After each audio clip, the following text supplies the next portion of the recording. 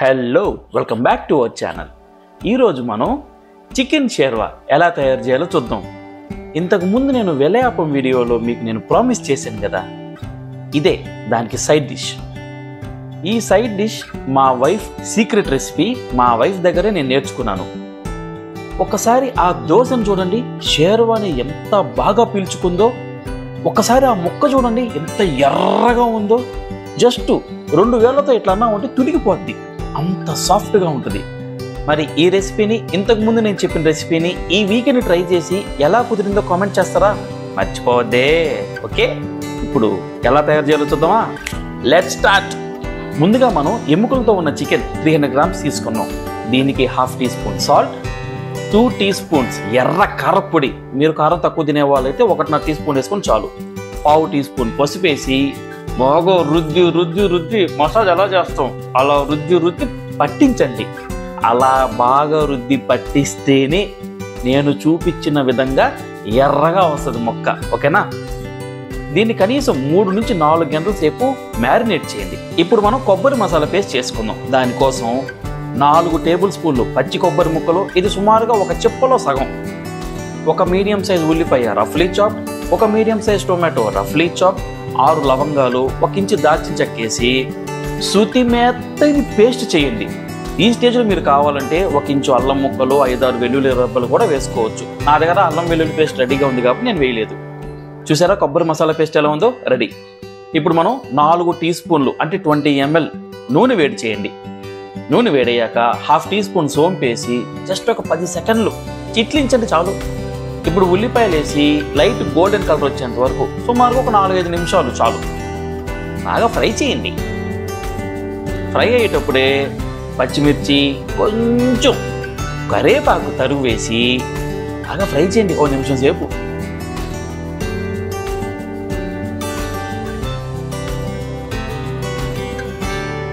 ఉల్లిపాయలు బాగా ఫ్రై అయ్యాక కొబ్బరి మసాలా పేస్ట్ ఇందాక చేసుకున్నాం కదా, అది 1 టేబుల్ స్పూన్ అల్లం వెల్లుల్లి పేస్ట్ వేసి బాగా కలిపేయండి. సుమారుగా ఒక 4-5 నిమిషాల సేపు మీడియం మంట మీద ఫ్రై చేస్తే చాలు.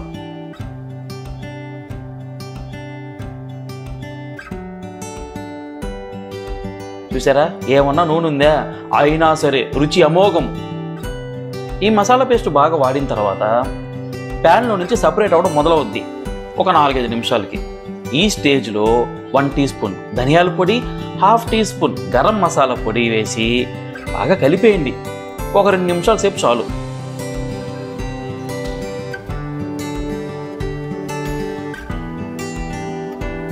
బాగా కలిపిన తర్వాత ఇప్పుడు ఎర్రగా మనం ఇందాక మ్యారినేట్ చేసుకున్నాం కదా చికెన్ ముక్కలు, ఈ స్టేజ్లో వేసి ఈ మసాలా పేస్ట్ని బాగా ప్రతి ఒక్క ముక్కకి పట్టించండి ఈ వీడియోలో చూపిస్తున్న విధంగా.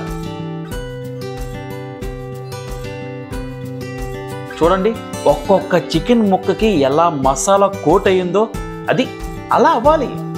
నాకైతే ఇది చేసేటప్పుడు అమ్మని తినాలనిపించింది. సుమారుగా ఒక 15 నిమిషాల సేపు మూత పెట్టి ఉడికించుకోండి మీడియం మంట మీద. 2-3 నిమిషాలకు ఒకసారి అడుగు నుంచి కలుపుతూ, లేకపోతే అడుగంటేస్తుంది.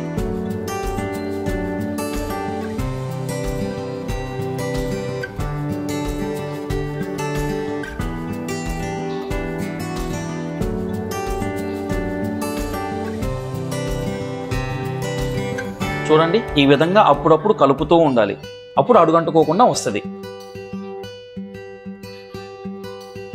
15 నిమిషాల తర్వాత ఈ స్టేజ్లో మనం వాటర్ యాడ్ చేసుకున్నాం. నేను సుమారుగా 1.5 పెద్ద గ్లాసు అంటే 375 ml వాటర్ తీసుకున్నాను. బాగా కలిపి ఈ స్టేజ్లో ఒకసారి కన్సిస్టెన్సీ చూసుకోండి. నా టేస్ట్ ప్రకారం కొంచెం చిక్కగా అనిపించింది. ఓకేనా? సో అందువల్ల ఏంటంటే నేను మరో 1/2 గ్లాస్ వాటర్ అంటే 125 ml ఎక్స్ట్రా యాడ్ చేసుకుని బాగా కలిపాను. అంటే టోటల్గా నేను 500 ml వాటర్ యూస్ చేశాను ఇక్కడ. ఇప్పుడు మనం రుచికి సరిపడా సాల్ట్ వేసుకున్నాం. సుమారుగా 1.5 టీ స్పూన్.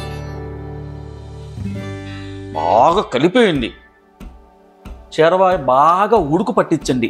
నురుగు రావాలి, పైన నురుగు వచ్చి పైన ఆయిల్ తేలాలి. మనం వేసిందా 4 టీ స్పూన్లు, ఏం తేలుతుంది? ఒక 10 నిమిషాల సేపు ఇలా ఉడకబెట్టుకుందాం.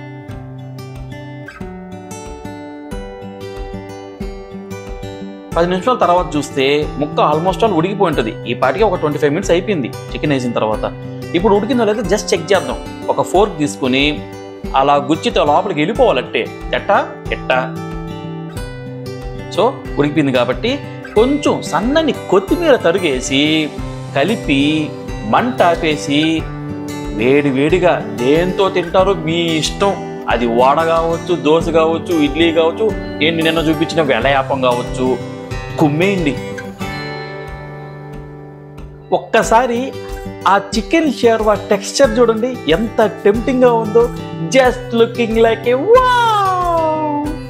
ఈ రెసిపీ రవ్వ ఇడ్లీ, సాఫ్ట్ దోశ, మెదువడ, లేకపోతే నేను మొన్న చెప్పిన వెలయాపంతో ఫంటాస్టిక్ వెళ్ళిపోద్ది పొట్టలోకి. ఈ రెసిపీని తయారు చేయడానికి నాకు సుమారుగా 40 నిమిషాల సమయం పట్టింది. మరియు ఇంతకుముందు ఏదో వీడియోలో చెప్పాను కదా, సేమ్ అదే. కుట్టుకొని తింటే 3 సరిపోద్ది, మాలా కూరుకొని తింటే 2కే సరిపోద్ది. ఒకసారి ఈ రెసిపీ ట్రై చేసి మీకు ఎలా కుదిరిందో కామెంట్ సెక్షన్లో నాకు తెలియజేయండి. నచ్చితే లైక్ చేయండి, నచ్చకపోతే డిస్లైక్ చేసి ఆ రీజన్ ఏందో కామెంట్లో పెట్టండి. I will try to rectify it. మరొక వీడియోతో మీ ముందుంటాను. Bye bye.